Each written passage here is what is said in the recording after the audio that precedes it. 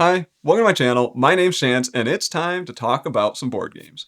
Now, I was considering ending the Hot Take series and doing more in-depth reviews on Fridays, but I really like rambling about board games, and I like being able to talk about multiple board games in a single video. Plus, I do think it's valuable getting a initial impression on a board game before I'm ready to do like a full review. I think that first take on a board game, it can sometimes be super valuable because, if a game doesn't hit on that first play, it can be really hard to table again. So I'm going to try to continue this series on Fridays. We'll see how it continues going. But today, let's just dive into this. I'm going to be talking about some older games that I just have not gotten around to playing, or couple here that I haven't even heard of before getting them to the table. So I'm excited to talk about these ones though, because I had a great time with all three of these games. So I'm happy I got them played and actually can't wait to play these ones again. We're going to be going from the oldest published game to the newest published game, and this is actually going by lightest weight to heaviest weight too. Not really on purpose, but maybe that's just an indication of where the hobby board gaming scene was going. It was going heavier and heavier over time. But we're going to kick things off with a game published in 2005, and this is going to be Nexus Ops. Now, Nexus Ops is one that I would describe as basically Risk version 2.0. Now, growing up, I remember in high school, this was kind of like a routine for me and two of my friends would, like a weekly basis for a period of time, we would go over to my house and we would play Risk. We would do 3 players, and yeah, we would just play Risk. It was awesome. I remember having a great time doing this. I got teamed up on a lot in Risk, and Risk is a flawed game. It can drag on forever. But you know what? It's just, Risk holds a place in my heart, in my gaming history. Now, Nexus Ops basically takes Risk and adds in the things that hobby board gamers need to make that game a little more interesting, and also makes it end at a decent time. The main thing here is that you actually have multiple different types of units. You're not just throwing out your troops, you actually have multiple different types of units you put on the board, and you have a resource that you're managing to pay for those units. Basically, you have like these mining spots on the board that you need to put these certain units on to be able to collect these like gems or whatever they are, and then you can spend those gems to recruit different types of units, and then like your more powerful units are going to cost you more of those gems. Now the humans, they're like the weakest units, but you can kind of like, you have the strategy where you can be like, I'm just going to flood the board with humans, but the humans only hit on like a 6 or something. Like you're going to roll a d6 whenever you do combat with these units, and they're only going to hit on that 6. So they're just like, yeah, you're taking a risk if you're going that route. But what's really cool about this is that when you go into combat, so basically you have this hex grid area control board. You're going to be moving your units around. On your turn, you can basically move all your units, and then after you're done moving, if you're in any spaces that with another player, you're in a contested space basically, and you're going to have a bit of a roll off. But you're not just going to roll dice based on the number of units you have. Well, not totally based on the number of units. You actually are going to go through this little battle process. Basically, the strongest units are actually going to roll first. They get to attack first. So the people with the strongest units, they're going to roll the dice for the strongest units. If you both have strongest units, you're both going to roll dice. And then if you get any hits, the other player gets to choose which units to remove. Now this is interesting because you could be like, oh, well, I'm going to remove my strongest unit. That way I can still have those weaker units to roll later. But you could also remove one of your weaker units, but now you are running into that fact that, oh, they're not going to be able to roll dice for this combat. So it's a real puzzle of like, well, how do you want to remove those units? And what units do you want to use for that attack? I played a 4-player game. A 1-player went for that heavy hitting strategy. They're just like, I'm getting out the strongest unit of the game. I'm going to send them out. Now they rolled like crap. They rolled 1s all the time. Even though the strongest unit had like a 50-50 shot of hitting anything, they still managed to miss with like all of their attacks. And it was, yeah, this player was just like, he rolled a 1. I was like, oh man, that was terrible. Get back to my turn again. He rolls again, 1. It's like, wow, you are doing that's just crazy. And then that can't happen again, right? Gets back to his turn, 1.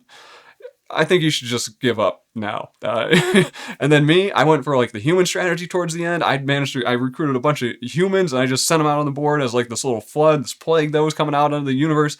And they managed to take down 2 of the strongest units on the board from another player. And yeah, it is if you can't get what I'm saying here, this is a chaotic dice rolling combat game. So it is Risk, but with a lot more chaos, a lot more flair in it. Now, there's some other parts that I like to this that I think improves on, that Risk formula. One is the fact that you get these combat cards. So as you lose combats, you're actually going to be drawing from this like action deck, and these combat cards can be they break the game basically. They're gonna allow you to do things that you probably shouldn't be allowed to do. So that makes them super exciting. I love these combat cards. I love these things. It's kind of like intrigue cards in Dune Imperium. It just adds in that little chaos that you get. Someone just, they have those cards. You're like, what can you do with that card? What are you capable of right now? I don't really trust that card. And what's awesome is that you can actually play these cards on other people's turns. You can play them in other people's combats that you're not even a part of. So you can actually change the game for the other players that are in those combats. So maybe you feel like, oh, that player is probably going to win it if they manage to win that battle. And then you're like, I'm going to boost that player. So maybe that one player that's in the lead right now isn't going to have as good of a time. So I really like the fact that you can influence things outside of your turn.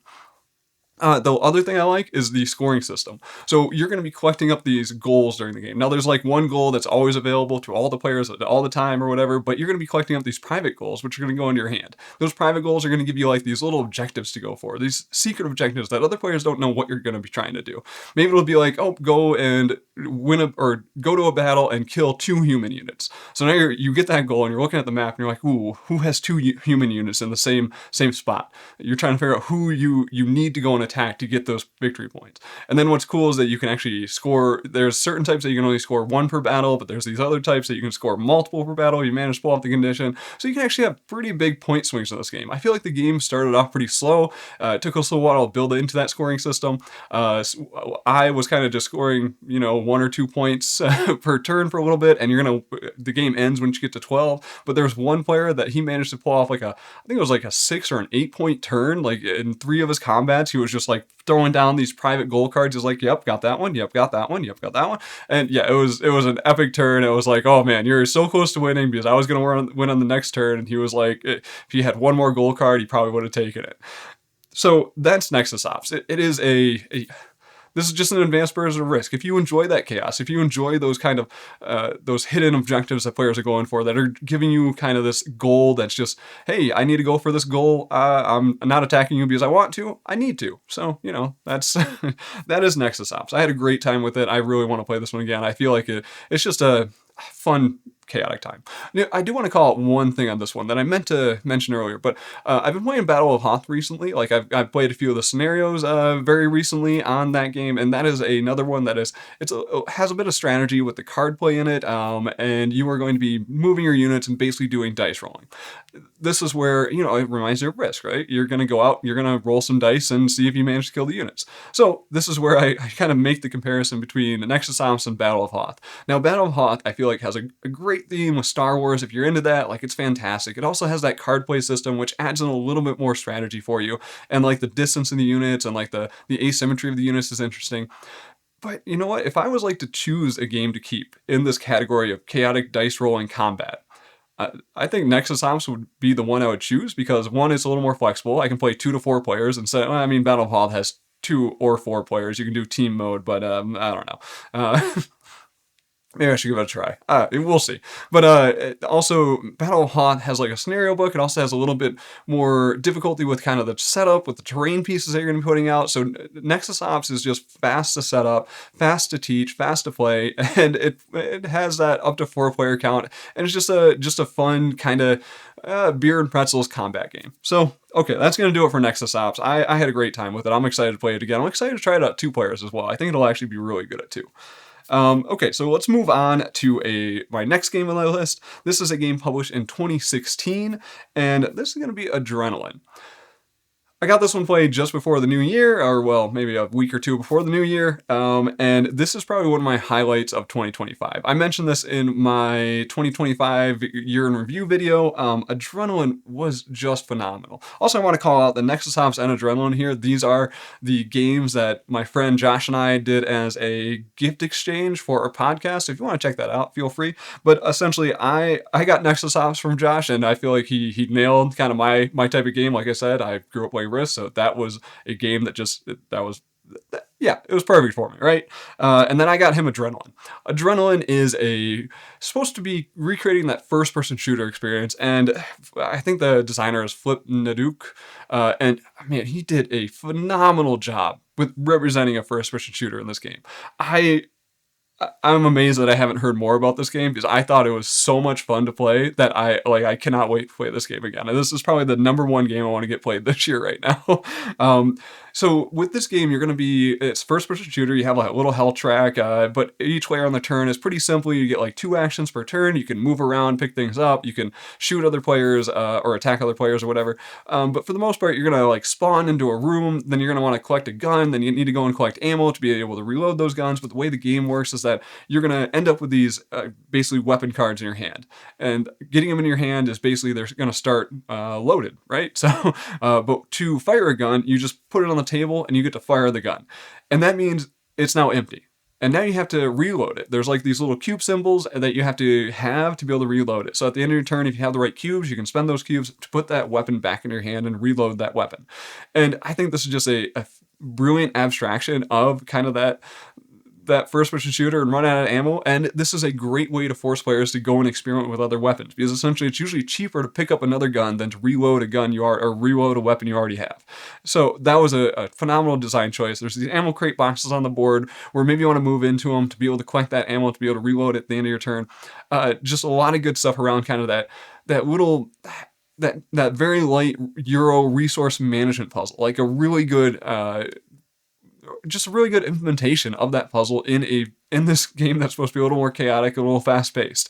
It made it easy enough to understand, but also a little complexity that you had to kind of manage things during the game. Manage that which weapons you have. Manage, because like you would see the ammo crates out there. You know what ammo is going to be available, but certain weapons require certain ammo cubes. Like there's 3 different types of ammo. So you might be like, oh, well, there's only red ammo cubes like available on the map, so I'm probably going to want to switch out my yellow weapon for like a red weapon or something, because I know I need to be able to collect those ammo cubes. So really good management puzzle there.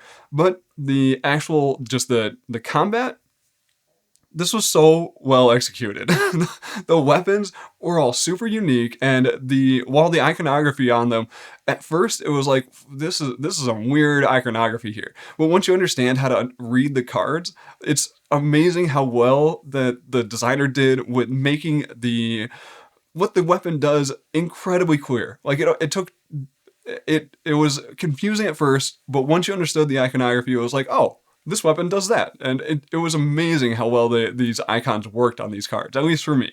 And then how unique these weapons felt. So I started the game with a railgun. The railgun allowed me to shoot through walls. I could shoot multiple people, basically. I could just be like, oh, you're in a straight line, so we're just going to fire, and I'm going to hit 2 of you. And then there was also a point where I picked up like a cyber sword, and I managed to pick up these other power-up things that allowed me to move people around. So I moved people into like 2 spaces, and then my cyber sword managed to slice someone, shing, and then I managed to run into another room and slice another guy, get some more damage, and it's like every move I got to do felt amazing. Like everything I did, I was like, oh, this is awesome. Like I'm having such a good time. Then another friend picked up like the tractor beam gun, and then he also had a shotgun. So you'd like pull someone into a space and then you'd blast them with a shotgun. It was like, oh man, yeah, this is the first person shooter board game. It so well represents the genre. Now the other part that the designer did a great job of this one is the incentives for scoring, because usually it's like, oh, you don't want to pile on one person and just give them a terrible experience, but this one made it so like once you die, so basically you have a health track, and once you are eliminated, yeah, you're taken off the board until your next turn, you're just going to respawn again. You just go back to a spawn room, and usually going back to a spawn room is not a terrible thing because that's where all the weapons are. So maybe you wanted to die so you can go to that spawn room and pick up a new weapon. So it's not even that bad of a thing that happens to you. The other thing that happens when you die is that you're actually going to score, and there's a little bit of an area control game going on in the health track. Basically, everyone's health track has a certain number of spots for tokens, and whichever player, basically whenever you damage someone, you're going to give them some of your tokens to put on their health track, and whoever has the majority on that player's health track is going to score points. Whoever got the first shot on that player is going to score points. Whoever got the kill on that player is going to move their token up to the kill track, and then that player that got killed, they're going to take this little like skull token and put it on their player board, covering up their highest value points, because essentially in the beginning you're going to be worth like 8, 6, and 4 for first, second, and third. And then you're going to take that skull and you're going to cover up that 8 points. So now you're only worth 6, 4, and 2 or something. And then if you get killed again, you're going to cover up that 6, and you're going to be worth 4, 2, and 1. So essentially every time you die, you're going to be worth less and less points to the players. So this makes it so players are actually incentivized to go after kind of that leader, the person that hasn't died yet, because they're going to be worth more points. So they want to actually kind of change up who they're fighting. So you're never just piling on one player, because that would be absolutely pointless. That would be a terrible way to score points during this game. And yeah, it has the mechanic where you have stealing, because whoever gets the most kills at the end is going to score the most points. Man, ooh, I could talk a lot longer in this game. I thought this was one of the best plays of the year for me in 2025, and this is one published in 2016. You can still find copies of this, and I'm just amazed that this isn't showing up on more people's list. This is probably going to be jumping straight into like my top 20 games. So I'm excited to get Adrenaline back to the table. Okay, last one on the list for today. This is a game published in 2018, and this is a Martin Wallace game. This is going to be, the designer of Brass, like super popular. This is going to be AuZtralia. So AuZtralia, this is with a Z, A-U-Z, Australia. Now, this is a fictional world here. And I said that this is the heaviest game, but it's still only a 2.89. Like that Nexus Ops was a 2.23, and then Adrenaline here was a 2.38, and then this one's a 2.89. And I love kind of this area of games. That 2.5 to 3.0, or maybe let's say 2.2 to 3.0. I feel like that's my sweet spot for games. I like going up to a 3.5 every now and again. I do have some like 4s that I enjoy, but you know what? Like that sweet spot of 2.5 to 3-ish with that 1 hour to 1.5 hour playtime, like that is my sweet spot for games. That means we can get multiple games in a night, and AuZtralia kind of lands in that sweet spot. Now, AuZtralia is it's a train game. It's a route building game. Basically, you have these train tracks you can put on the map. Pretty basic. We got Ticket to Ride, right? No, okay, not Ticket to Ride. You are going to be building these routes, but essentially these routes are going to allow you to go and collect these other resources. And you have kind of a fixed layout on the map and a fixed amount of resources on the map. So you're going to try to race against those other players to be able to get those resources. There's like gold, coal, and iron. Coal and iron are going to be how you build up your railroad tracks, and that's how you're going to get deeper into the outback in AuZtralia. And then gold is going to allow you to do things like recruit combat units. Why do you need combat units when you're building trains? That doesn't make any sense, right? Well, it's because in this version of AuZtralia, you are in a Cthulhu-esque universe. And unfortunately, in the Outback, instead of being, I guess, real deadly creatures of AuZtralia, you have the fictional deadly creatures of Cthulhu. It's still deadly. I think all animals in Australia are deadly, so this was probably the best setting for this. But yeah, so you're going to have the fictional creatures of Cthulhu out in the Outback, and they're going to be hidden tiles in the beginning of the game. You know what rank they are. You have like rank 1 tiles, rank 2 tiles, rank 3 tiles, but you're going to be traveling out there, and these guys are going to be kind of in the way of you collecting more resources. Also, one of the issues is that they don't like you building on their continent. They're kind of like, yeah, don't build ports here. And essentially, at a certain point in the game, you're going to start triggering the Cthulhu events, and it's going to start revealing these tiles, and any tiles that are revealed have the possibility of moving. They're going to move, and they're going to attack your farms that you're going to be building during the game. They're going to basically follow your railroads down to your port, because they want to destroy your port. And now this is a semi-co-op game, and I love semi-co-op games because I feel like it creates some interesting incentives during the game and some interesting interactions. Now, you're all going against each other, trying to get the most victory points, but essentially if any one player dies, if their port is destroyed, the game just ends immediately and you're going to do scoring. Generally, this means that Cthulhu is going to win because you're all facing off against Cthulhu. And if Cthulhu scores the most points, they win the game. So usually you want to kind of help other players survive so you can kind of drag the game on just so you can manage to get more points than Cthulhu and then hope you have more points than the other players. So it has a really cool incentive structure where you're trying to protect other people's rail lines. You want to make sure no one's at too much of a risk because you don't want someone else's port to be destroyed too early. So really, really fun incentives with that one. Now, the way combat works is pretty straightforward. Like you're going to take your combat units, they're going to have a certain range. They can go out and like attack the tiles, the Cthulhu tiles, and you're going to basically flip over cards from this deck. The deck of cards is going to tell you if you manage to get hits with that unit or not. There's going to be like different probabilities for the different types of units going against different types of Cthulhu units, and just has a really, really fun structure with that combat system. Now, one of my favorite parts of this game I haven't touched on yet, and this is going to be the time track. Because essentially, you're going to have a token on this time track, and then there's a Cthulhu token that triggers eventually once it reaches a certain time in the game. But every action you take will cost you a certain amount of time. Some actions, like some basic actions, are going to cost you like one time. It's just like, oh, I'm going to do a trade action. I'm going to trade some gold for some coal or some iron or something. Great, cost you one time. Recruiting units, I think that costs you like one time. But then, building railroad tracks. One of those actions, it costs you two time. So it costs you two time to build those railroad tracks. And the turn order is determined by that time track. So whoever's token is farthest behind is going to be taking their turn. So someone could actually take multiple turns in a row before it gets back to another player. And I find this to be a super unique system because it changes up the dynamics of the gameplay. It's kind of like Search for Planet X does this as well. Like you could take more or less time when trying to do your deduction puzzle. And this one's really cool because it's like, oh, you guys are 3 spaces ahead of me, so I'm going to do a few actions and kind of prep for a big turn or whatever while you guys are ahead of me because I get to do a couple back-to-back actions. So I really like this system. Also, variable turn order usually is kind of hard, but with it being on that time track, it was actually really easy to keep track of. You just looked at the token and said, oh, your turn now. Oh, your turn now. So I had a really good time with that system of time management. Then once Cthulhu's token entered play with the time track, you were being super risky. Like, oh man, taking an action that took 3 time was insanely risky because that would put you 3 spaces ahead of the Cthulhu token, which means Cthulhu is going to be taking 3 actions or 2 or 3 actions before it gets back to you. So you have to be very careful about planning when you're going to be doing those big actions late in the game. So I thought this was just a brilliant design. I really enjoyed playing AuZtralia. It had some really cool mechanisms in there. That semi-co-op nature was incredibly interesting. And for a route building train game, like this is by far my favorite one. I talked about Lightning Train recently. Well, I really do like that bag building and kind of the puzzle going on behind that one. I think AuZtralia is currently my favorite train game. That it was a blast. I had a great time with it. We all lost. Cthulhu won. So, it is what it is. Can't wait to play this one again. Okay. That's going to do it for my rambling on these 3 games. I hope you enjoyed this hot takes video. So these ones I've only played once for each one of these. I'll report back as I play these ones more. But yeah, that's going to do it for today's video. So thank you for watching. Thank you for spending your time with me, and I will talk to you next time.